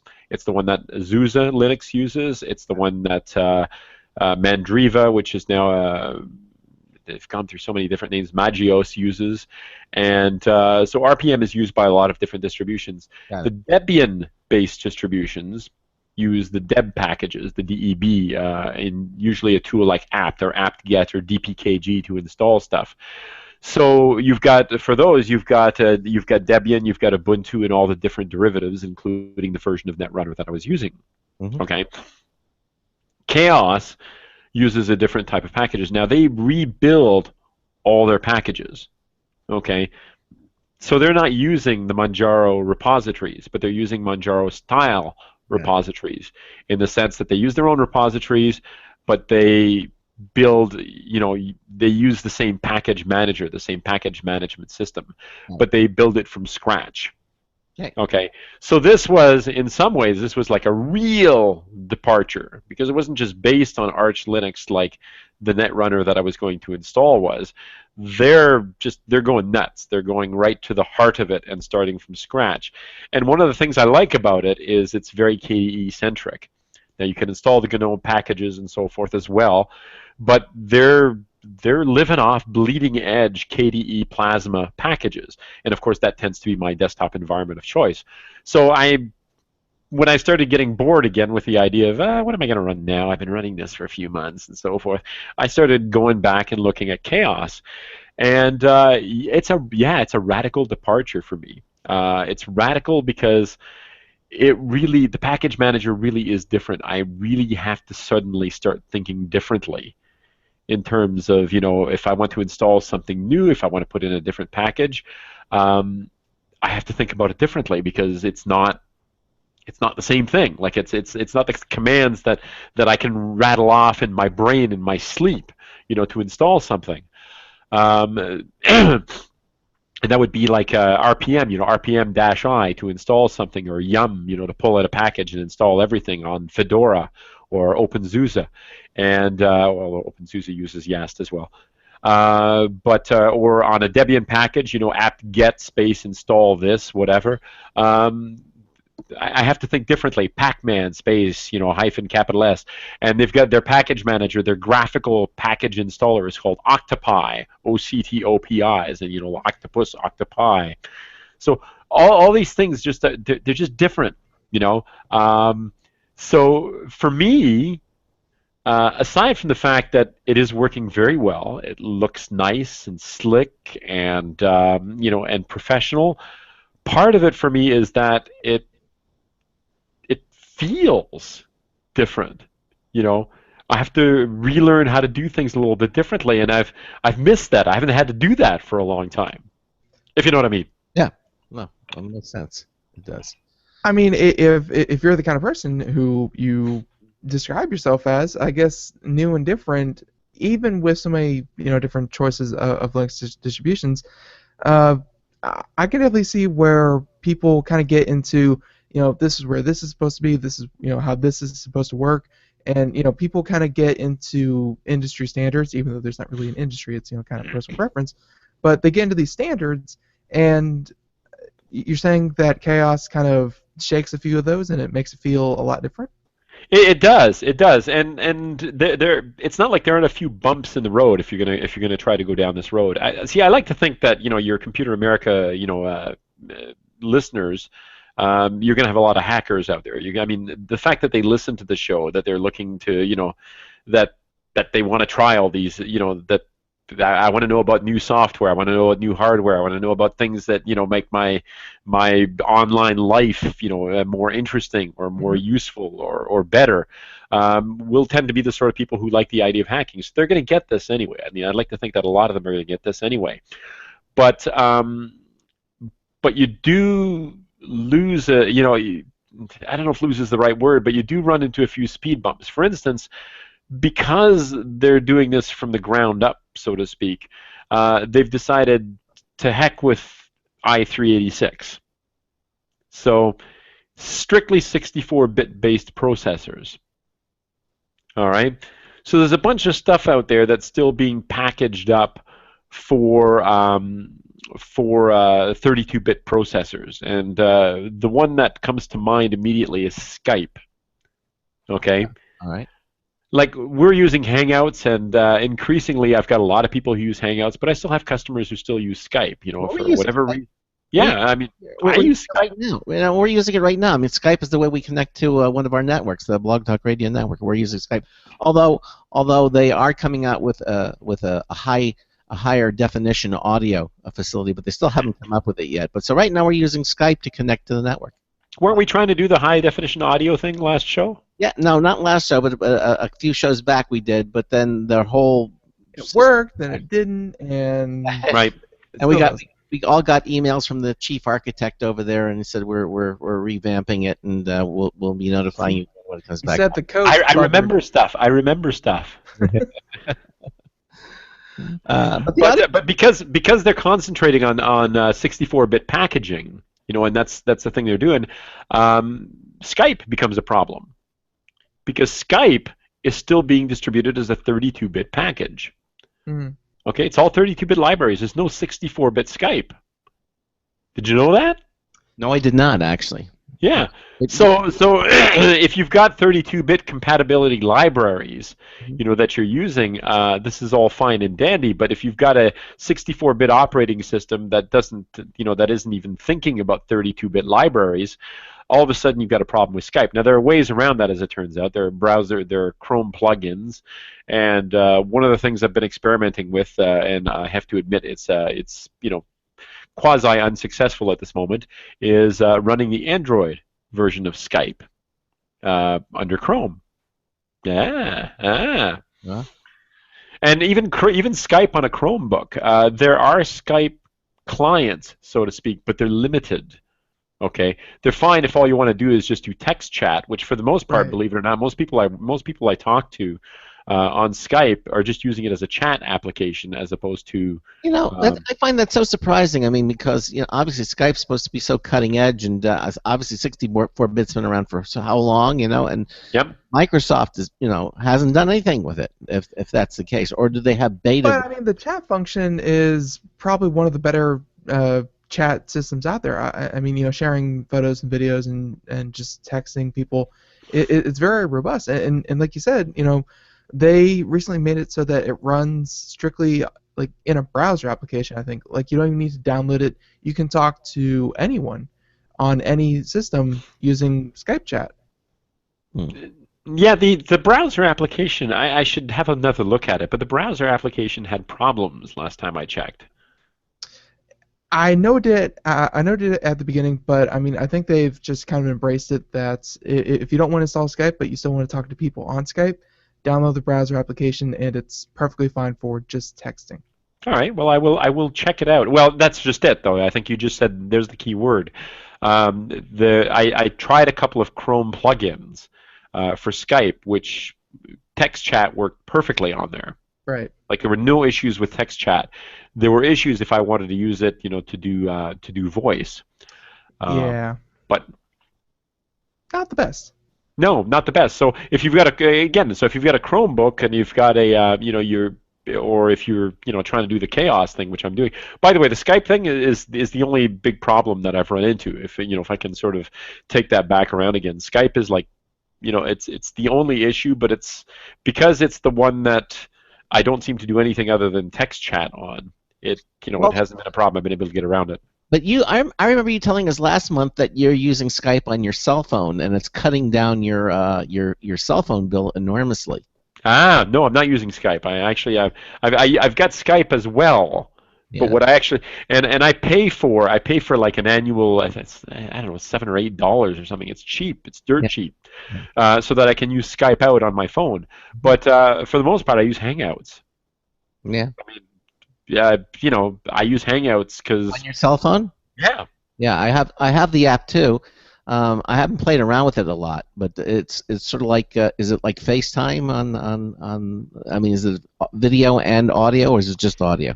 It's video and audio, but here's the thing, and this is the reason that I'm using Hangouts more than Skype. Is again, I've got Skype out, so I'm not, and I'm going to keep paying it. I mean, frankly, it's dirt cheap. I mean, I'd be stupid not to just have it available all the time, especially since I've got a Skype out number for it as well. Excuse me. But with Hangouts, you can call anywhere in the U.S. and Canada. I don't know about Mexico. I don't remember that. But you can call anywhere in North America. Basically free of charge, 24 hours a day, 7 days a week. So long as you're on a Wi-Fi network somewhere, Hangouts is your free phone to the entire U.S. and Canada. It's kind of hard to beat. Now Skype Out gives me I've got the Skype Out number, the Skype In number, all that sort of stuff. But it doesn't give me free access. It gives me incredibly cheap access. Because of the $7 or $8 for U.S. and Canada, but it's not free. Hangouts is totally free. Yeah, but it's was it $7-8 for the year? Come on. Yeah, I said, it's essentially free. I'm not going to complain. Yeah, I'm surprised if it's so dirt cheap. Why they're even charging that at this point? They could just. I don't actually know, and in fact, I mean, Google Hangouts has a Skype-like pricing structure for calls to Europe, for instance, to other parts of the world. If I wanted to call somebody in Australia, for instance, there's a few cents a minute. I mean, it's even that is dirt cheap when you come right down to it. It's a lot cheaper than any long distance service you could get from your phone company. Yeah. Well, at least they're out there to check. Okay.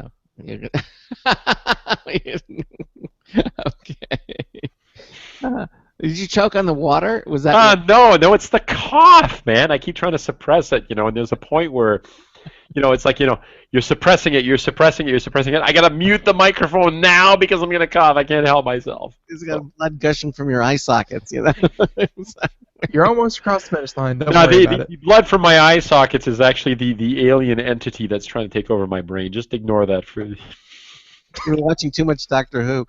Yes. Well, as we're talking about different distributions with Marcel Gagné choking his way into your living rooms and hearts everywhere, and we're going to momentarily probably take another break here at the top of the hour, and then we'll continue on with him. Coming up is another News Tips Bulletin review from Marty Winston, which are always a lot of fun. He's going to talk about the Coast Light Knife and how that works. And then we'll come back. We'll continue on for the rest of the hour. We'll talk about some more distributions and also Linux Playtime. We have some things there to talk about, which are some of the and the Steam release of their first Steam machines. Yeah, exactly. That's right. Yeah. Which run Linux. Exactly. All right. So you're listening to the Computer America Show here on the Blog Talk Radio Network, on the IRN Radio Network, on the TuneIn Radio Network. It just goes on and on, listing all the networks. But go to computeramerica.com to find the network nearest you. And we will be right back with more Linux right after this.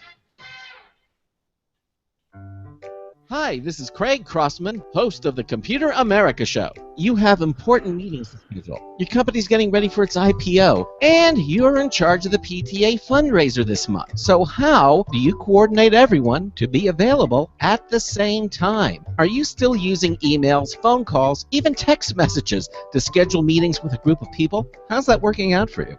That's so great, huh? It's a fact that every day, millions of people suffer from scheduling headaches. Well, with Doodle, scheduling meetings with a group of people is quick and easy. With Doodle, you can easily propose available times to each member. Each one checks off the times that they are available, and then you simply pick the time that works best for the group, all in an easy-to-read display that integrates with your existing calendar. Nothing could be more simple. Give Doodle a try for free, and like millions of Doodle users, you'll truly see how easy it is to find the perfect date and time for all your meetings. That's www.doodle.com. Looking for a best friend? Brother Wolf Animal Rescue has your best friend waiting just for you. The mission of Brother Wolf Animal Rescue is to help build a sustainable, no-kill community where no dogs or cats are ever killed for population control. where true euthanasia is reserved only for animals who are irremediably suffering or for animals who are truly a threat to society and with no hope of rehabilitation. Brother Wolf staff and volunteers go door to door, neighborhood by neighborhood, to educate citizens about local resources available for at-risk pets and to help their families connect with those resources. Brother Wolf's community-based approach to no-kill helps keep family pets healthy, happy, and in their homes and out of the local shelter system in the first place. For more information or to make a tax-deductible donation to this wonderful 501c3 organization, visit their website at www.bwar.org. Help to realize Brother Wolf's vision when no animal is euthanized for lack of a home. Who's a good boy?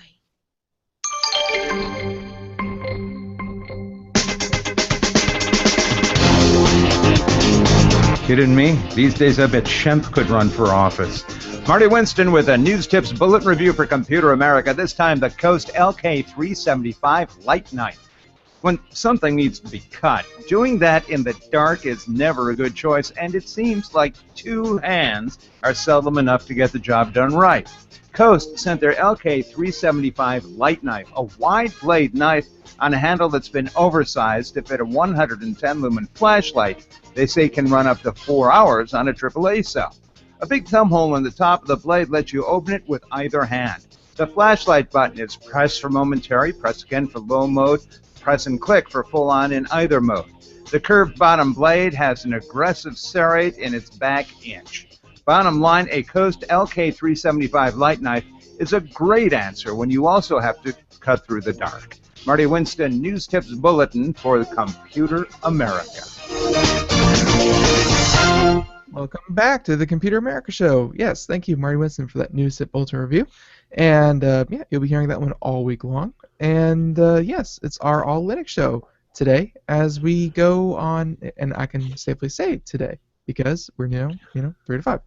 Yeah, and also we should probably get this out of the way. We hinted at it, but just to say it very, very clearly, Computer America will be attending CES with many of our correspondents and myself out there as we bring you, of course, interviews from a lot of the companies that will be attending showstoppers. So, that's going to be a lot of people showing off new products and new gadgets, gizmos, and widgets. So, be sure to check that out. I believe that is November 6th. Wow. January 6th. I love gizmos and widgets. I know, they're amazing. And CES is the best place to find them. And then we'll also be doing interviews and getting and lining up more interviews for the show during CES proper, which is the 7th through the 9th. So, that'll be a lot of fun. So be sure to tune into, of course, Computer America to check out everything we're going to be doing out there in January. It's going to be a lot of fun. Okay, so we're getting now. Are we finished with distributions? Are we going to go to? Let's move away. Anyway, so I've switched distributions. So I'm running Chaos, and I will, in theory, be running Chaos. Until I get bored and need to switch to something else. So you'll hear about it. All right. So let's talk about Linux Playtime. Steam releases the first of their Steam machines and has a big sale, according to you. Yeah, I didn't actually. Cough time. Did you know that supposedly dark chocolate is a cough suppressant? No, I had not heard. I know it has. Like cacao is? Yeah, cocoa. Like, if you have your 70% dark chocolate or whatever, it's a cough suppressant. Anyway, I'm sticking by that story, so I'm gonna have chocolate as well in here. Anyway, I just wanted to give a brief nod on that one because the much anticipated Steam machines, or a number of them finally, I don't know how many of them, but finally hit the market, and as because of the interest in Linux gaming and so forth, and of course these are machines that are running Linux. We have a huge sale. So if you're, it's not me. I'm not associated with the company in any way. I make no money from the company. But we have talked about games that run on Steam here on the show before, and I thought I would point that out. That if you're a Linux gamer, or if you were thinking of looking at one of these Steam machines, they've just made their appearance, and to go along with it, there are sales on popular games. So I just thought I'd mention it because Okay. I like Steam games. I like downloading things and trying things. Well, And we did touch a little bit on this during one of our gamer shows, I believe. And Steam machines, they like what's most surprising to me is like they're supposed to be these, I don't want to say superpower computers, but they're pretty nice gaming computers that are small form factor in little boxes that are meant to yep, sit in your living room that hook up to your TV, and it's an all-in-one solution for an all-in-one replacement for a gaming console slash computer that you can have sitting in your living room. It looks very yep. nice, but they hit a lot of price points. I years ago, and people would talk about what was available in terms of games on your PC, games on the PC, games on the computer. And for years, I haven't tried one of the Steam machines. I'll be honest, I haven't actually seen one in real life. But for years, I just kept thinking, if you're actually looking to play like real games, you get a game console. I mean, who cares what it's running? You get a game console, and this is the first time. This is the first big foray into what I personally thought of as a desktop operating system, but that's geared toward games. Now, that's been happening for a long time. I mean, obviously things like PS3, and stuff like that, but I've always thought of it as dedicated. And even here, these Steam OS machines, these Steam machines that are being released more as game consoles, and Yeah. less as a computer. They run the Steam the Steam OS, which is a big picture, and that lets you, if you're well invested into the Steam ecosystem, which a lot of gamers are, then your entire library of potentially hundreds of games Yep. are immediately available Yep. to your console, which is very, very nice. But and I think you're gonna make a couple people mad by saying that if you want to play games, go buy a console, because PC No, gamers. I used to feel that way. Yeah. That's safe, very safe for you to say. But no, it's but the point I want to make about the price points is that $500, that's automatically $150 to $200 more expensive than a console, and then on top of that, we've seen Steam machines that are on the market for, I want to say, about $8,000. $8,000 was the Really? most expensive. Yes. Wow. And I believe that was by Cyber. Like it was by one of these companies. They have a Steam machine that is just everything, bells and whistles, and I mean it would put most desktop computers to shame with its specs, and it's all packaged in this nice box, and it's just crazy what they fit in there. Like a couple NVIDIA Titan X's, I think like 2 high-end Intel processors. Like this thing is crazy, but it's very cool to see these Steam machines go for $500 or $8,000. Yeah, but that machine you're talking about will also run Windows too. You're not dedicated. Oh, it'll run any and everything. But of course it comes natively with the Steam OS, the big picture. So, Right. And not only that, it's future proof. So if you buy this thing, that thing is probably gonna, if you buy the $8,000 console, that thing's gonna outlast Microsoft and Sony's consoles. It's gonna outlast most computers. It's just a very, very high-end PC that's nice form factor. I have to say that to me it makes a heck of a lot of sense, because I do have games that I've bought Steam games that I run on my Linux desktop, and one of the things that annoys the hell out of me, and still does to this day, is I've bought a game on a tablet, or I've bought a game on on my PS3, and then I got to buy it again for something else. It's like, I'd like to just pay a good price for something, and say, look, today I'm playing on my tablet, today I'm playing on the computer, today I'm playing it. In fact, I want the same game, I want the same scores, I want the same worlds I'm working on. I just want to be able to play it wherever the heck I happen to be playing at the time. And the idea behind this, the idea behind Steam, does precisely that. Yeah, they really want to blur the line between what was considered, you don't have a PC in the living room, that's ugly, that's it's just not where a PC belongs, and they want to change that. They want to make sure that, hey, the PC belongs everywhere and it can't go anywhere. Gabe Newell and his dreams, they're crazy. You You got to have a dream. It's been a long time since I've seen what you would call a quote-unquote ugly PC. I mean, consumer PCs today, most of them are, they're nice. They're lit. Yeah, I think they're when people lit. think ugly, they think of like the old IBM laptops and things like that, where they're Those just, old boxes. yeah. Yeah, Yeah. but I don't think I've ever seen an ugly desktop PC. Most of them are quite nice looking. They have usually are lit from within. They have these nice colors. They're styled very nicely. So I think that's a time has passed. The ugly PC. So it could have been the title for a book. The ugly, it was the ugly American, the ugly PC. Right. Oh, and just so no one calls me on it, I'm sorry. It was not $8,000. It was Falcon Northwest. They sell. They used to sell.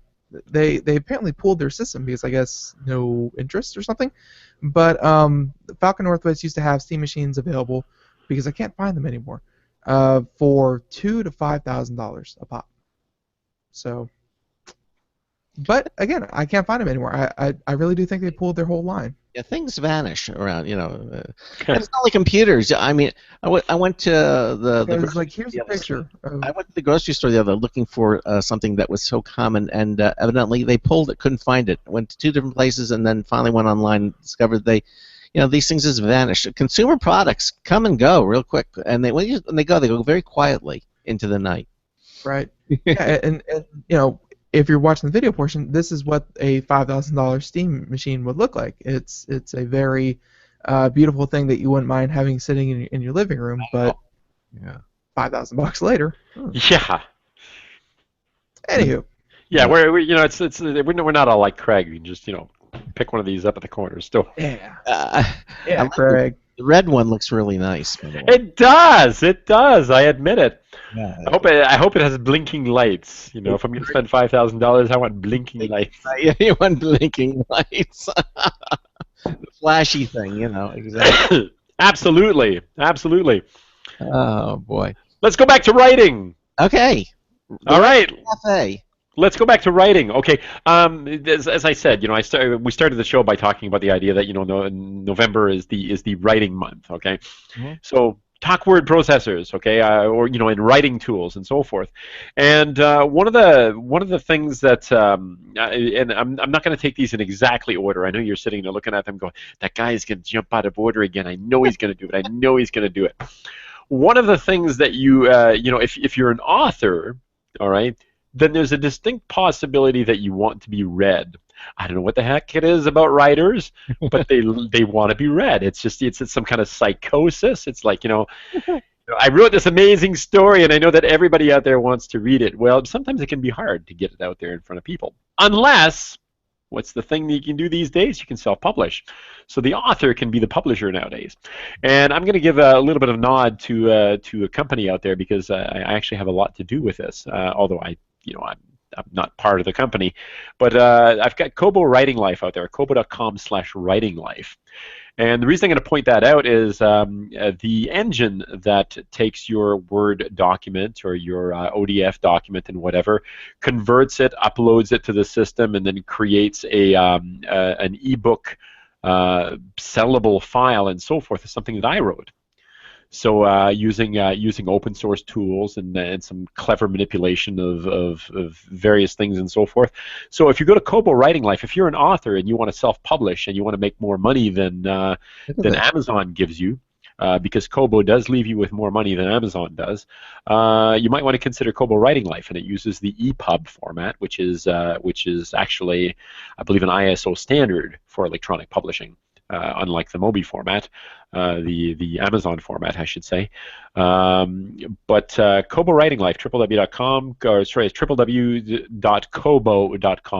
And Kobo is like ebook readers, but you can download Kobo for your Android tablet and so forth. And I'm mentioning that one because, as I said, I actually wrote the back-end engine that does the conversion and makes it possible for you to, as an author, to self-publish your book.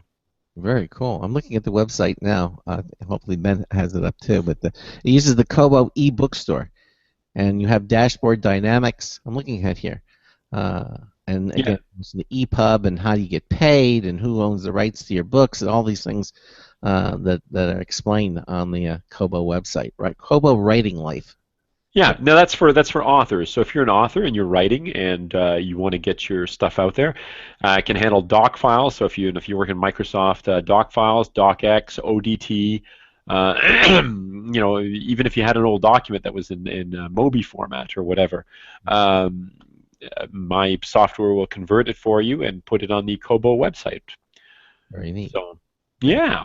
Very, very neat. Yeah, so yeah, I still have my hand in publishing, and I'm still obviously I still have a great deal of love for the written word and for publishing things and so forth, and that's that's one of the things that I've that I do over in my in my computer geek professional life. So check it out. Now, I mention that as I jump to a couple of other things, and of course, one of them is a tool that you can run. This is not strictly Linux. This is a multi-platform tool. Calibre, which is a way that you can manipulate and store your ebook library on your computer.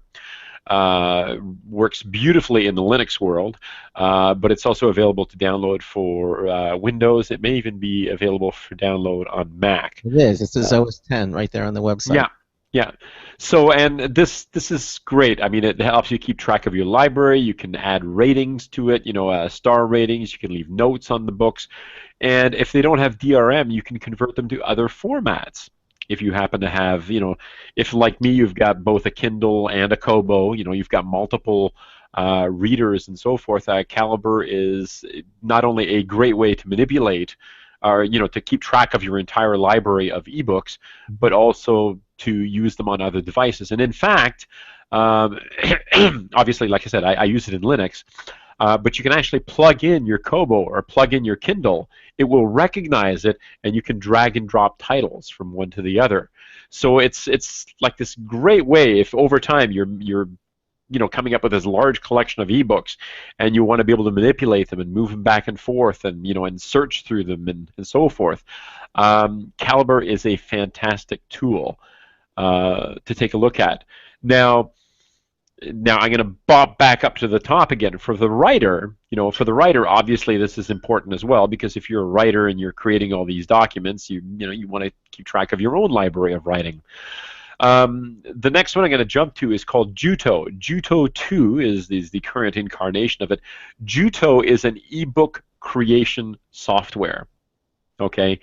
If you can start with if you're manipulating, like if you don't have the thing with Writing Life that's interesting is you've got a finished document. So you've got a doc file or a docx file or whatever. So your book is done. Your short story, your book is done. You just want to get it out there, publish it, and upload it, and so forth. That's what that's for. If, however, you want to actually craft an ebook from scratch, okay, or you want to start with a file, but you still got a lot of work that you're going to do on it, and you want to write it in something, you can use Juto. And Juto is again a cross-platform, runs beautifully on Linux. I mean, I run it under Linux. Runs beautifully there. It's a fantastic piece of software. It's not a lot of money. This isn't free software, but as a writer, I think it's indispensable, especially if you are going to do a lot of work creating ebooks or self-publishing. Juto. Yeah, when I was a kid, I took Juto. I had a yellow belt, Oh. I took Taekwondo. I had an orange belt. I play video games, so we all have our skills. I wanted to, I thought I was going to take Kung Fu because, back then I was watching, Kwai Chang Caine on oh yes, yeah, on Kung Fu. If you can snatch the pebble from my hand, when you can snatch the pebble from my hand, it will be time for you to leave. It is time for you to leave. I love that show. That was just an awesome, awesome freaking show. I never got into the reboot. I thought the reboot was lame. I never saw the reboot. I saw a couple of episodes of it. I thought it was lame. I watched it because I had a good friend who actually worked on the show. She did continuity work on the show. Who was the star of the reboot? Well, actually, David Carradine was on it as well as kind of the grandfather of the young man who, he did some slow kung fu because he's old.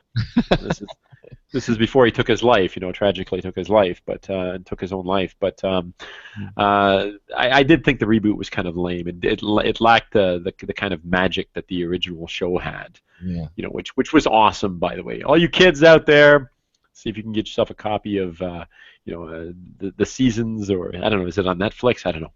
But Kung Fu, it was awesome. Yeah. Awesome. So what is it? Oh, now you have Google Docs listed here. All right, I'm going to go back up to the top because I don't want to miss Writer's Cafe, okay? Okay. I'm all over the place. I should reorder these things in the way that I want to talk about them.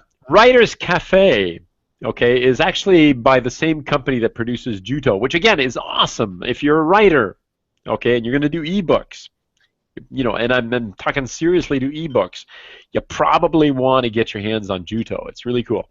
Writer's Cafe is kind of hard to explain. If the writers out there, the pro writers that are using stuff like Scrivener and so forth, are going to understand what I'm talking about here. But Writer's Cafe is kind of an environment where you can plot, where you can create timelines and organize what's happening inside your stories. Lets you create character profiles, who all the characters in my story are, how old are they, male, female, what are their, likes, dislikes, what drives them, what are their dreams, hopes, fears, all that sort of stuff, so that you can sort of organize your thoughts. So it's this massive sort of area where you can just put it all together, all the thoughts, all the ideas, and then sort of manipulate them, organize them. There's even a corkboard where you can, a corkboard sort of application where you can, sort of arrange things and move things around. There's a timeline where you can have multiple timelines. You know how it's popular in shows these days. You watch shows and they've got multiple story arcs. You've got like the grand story arc, and then you've got multiple story arcs that happen inside the story. Think Buffy the Vampire Slayer a few years ago, which by the way was an awesome, awesome show. If you've never watched Buffy the Vampire Slayer, you're missing out. Okay. Right up there with Doctor Who. Oh, it's right up there with Doctor Who, and honestly, I mean, once you've watched Buffy the Vampire Slayer, every other vampire show after that, since then, is lame. I like True Blood. True Blood. Lame. Buffy would have that place cleaned up in like 5 minutes, and the show would be over, man. Lame. Anyway. Okay, I admit I've only watched a couple of episodes of True Blood, and I just couldn't get into it. You had to watch from the start, otherwise you really couldn't get into it. Yeah. I did watch it from the start, but I couldn't get into it. I thought, really? Honest? Maybe I'd feel different today. I don't know. A few years have passed. Time, all that sort of stuff. Anyway, so Writer's Cafe is like this great tool for plotting, for organizing, and so forth. So if you're going to write like a novel, okay, and you've got all these ideas floating all over the place, and you've got trouble organizing them, you might want to look at Writer's Cafe. I've actually just lately started. I mean, I bought the software at the same time that I bought Juto, and I've only just recently started using Writer's Cafe, and it's really interesting. I've never worked that way when I write. I tend to write, as I described to my agent once, I write across a book. It's like I write all parts of the book at the same time. I don't create an outline and then work through this scene and this scene and this scene. I just write everywhere, and for some reason I've always in the past managed to keep it all scratched out in my brain. But I have to admit, it is an awesome set of tools. Okay, moving on, because I can see the clock here, and like we're running out of time. This is incredible. How the hell does this happen? Yeah. Google Docs. I give a nod to Google Docs here because of the Chromebook. Okay, I have just recently, started finding out that I have work that I'm doing on my notebook here. I have work that I'm doing over here, and so forth, and they don't see each other except when I try to somehow combine them all. And honestly, it's becoming difficult for me to do that. It's like, how do you keep pulling all these pieces together? And I'm finally giving into the idea that Google Docs may be the answer, to this, because the document that you're working on my Linux PC running Chaos over here, the document that I'm running on the Chromebook that I'm using at the moment to do the show, is the same. You know, and then if I want, I can pick up my where the heck is it? It's sitting over here. I can pick up my Nexus tablet here, and you know, I can, you know, if I happen to be sitting on the couch and I want to, you know, and I just remember that, hey, this would be a great addition to this scene or whatever, I can pick up my tablet. I don't actually need to go looking for the Chromebook or my notebook or whatever. It's right there, and I can do the same thing on my phone. So Google Docs, I'm starting to think, might be one of the writer's best friends, you know, in terms of just always having your work wherever you happen to be. Mm. Okay, so that's my nod to Google Docs. Yeah. And we use them here all at computeramerica.com. Yeah, we would test stuff up in the Google Cloud. It's a very easy way because, you know, we have people all over the country that we need to share documents with. It's really the easiest way. I mean, yeah, it is. So easy. It's an easy way to share things. Now, I don't know. Sorry, go ahead. No, I don't know if we're gonna have time to do. Maybe you can do one more, and then I'm going to do this really, really quick. One of the things that that writers talk about is getting rid of distractions. Okay, so it's NaNoWriMo. You're trying to run off, you know, 2,000-3,000 words a day, and you're distracted by a million other things. Maybe what you need is complete distractionless writing. In other words, just a blank page where you can sit there and start typing, and it remembers your stuff. So I'm going to do two things really, really quickly. I'm not going to spend a lot of time on them. Focuswriter. Focuswriter tends to be in a lot of the Linux distribution repositories. In other words, you can go apt-get install Focuswriter. I can do the same thing with pacman-sy, you know, on my Chaos Linux desktop, Focuswriter. And you've got basically something that takes over your entire desktop. It's a freaking blank page. There's nothing else. There's no buttons. There's no bold, italic, anything like that. It's just a surface in which you write. It's really, really, really ridiculously simple. It's themable. You can make it look a lot of different ways and so forth. You know, if you wanted something that looks like a wooden desktop with a page on it, cool, you can do that. And for Craig, because I know he hates Java, okay, I'm just doing this because I know you hate Java. Yeah. JDarkroom. JDarkroom is one of the original for me. I've used it a long time. I've written about it in the past. I've used it before.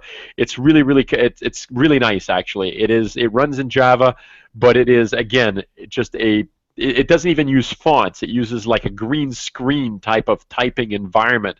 It's about as distraction free as you can possibly get. Marcel, we're out of time, and I want to again thank you for that. I didn't even get to ask you the question: red pill or blue pill?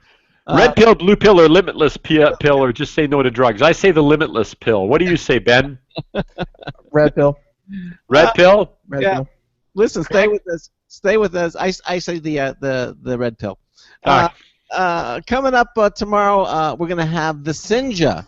All right. Basically, this is an online comic book gaming setup that looks really, really cool.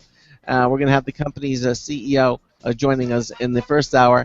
And then in the second hour of the show, we're going to have David Noyes is going to be back with us. Remember him? He had that travel website, and a photographer, Ben. He's going to be joining us in the second hour. And if we have time, of course, computer and technology news brought to you by Slimware Utilities, the official optimization software of Computer America. Again, thank you all so very much for being with us. And Ben and I will see you here again 3 to 5 p.m. Eastern Time, same station. So, until tomorrow afternoon, this is Craig Crossman, hoping that your hard disk never becomes floppy. We'll see you after tomorrow afternoon. Bye. Bye, everyone. Bye.